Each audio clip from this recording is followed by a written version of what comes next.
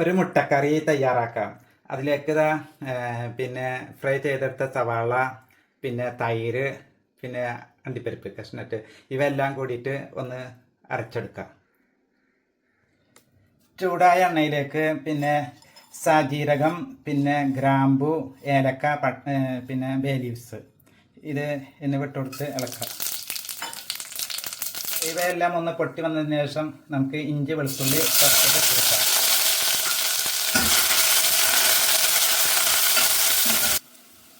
ഇഞ്ചി വെളുത്തുള്ളി ചതച്ചത് നന്നായിട്ട് വഴണ്ട് വന്നു കഴിഞ്ഞാൽ പിന്നെ ഒരു തക്കാളി അരച്ചത് ഒഴിച്ചെടുക്കുക.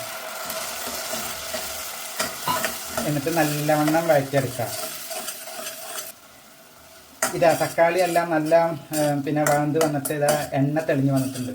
ഈ സമയം നമുക്ക് എന്ത് ചെയ്യാം, നേരത്തെ അരച്ച് വെച്ച കൂട്ട് ഇതിലേക്ക് ഇട്ട് കൊടുക്കുക.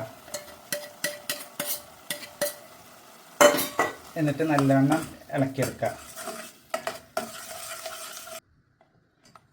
അരപ്പ് നല്ലവണ്ണം ഇളക്കിയതിന് ശേഷം ഇതിലേക്ക് മുളക് പൊടി,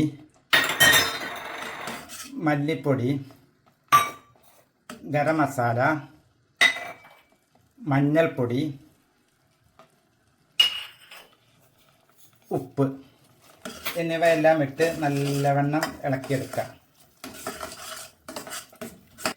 ഇവയെല്ലാം നല്ലവണ്ണം ഇളക്കിയതിന് ശേഷം ഇതിലേക്ക് അരപ്പ് കഴിയ വെള്ളം ഒഴിച്ചു കൊടുക്കുക.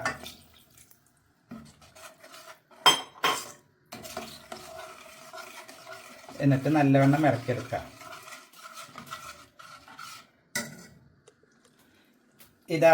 ഇതെല്ലാം ഒന്ന് തിളച്ച് വരുന്ന സമയത്ത് നമുക്കിതിലേക്ക് മുട്ട ഇട്ട് കൊടുക്കാം.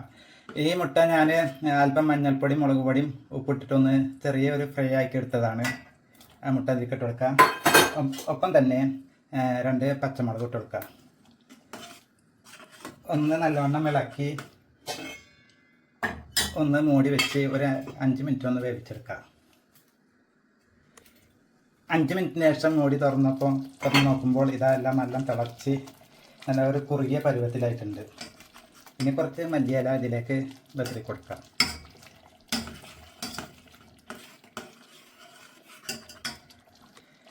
അങ്ങനെ നമ്മുടെ മുട്ടക്കറി തയ്യാറായിട്ടുണ്ട്. ഒന്ന് ടേസ്റ്റ് ചെയ്ത് നോക്കട്ടെ. നല്ല രുചിയാണ്. അപ്പം നല്ല സ്വാദിഷ്ടമായ നമ്മുടെ മുട്ടക്കറി തയ്യാറായിരിക്കുന്നു.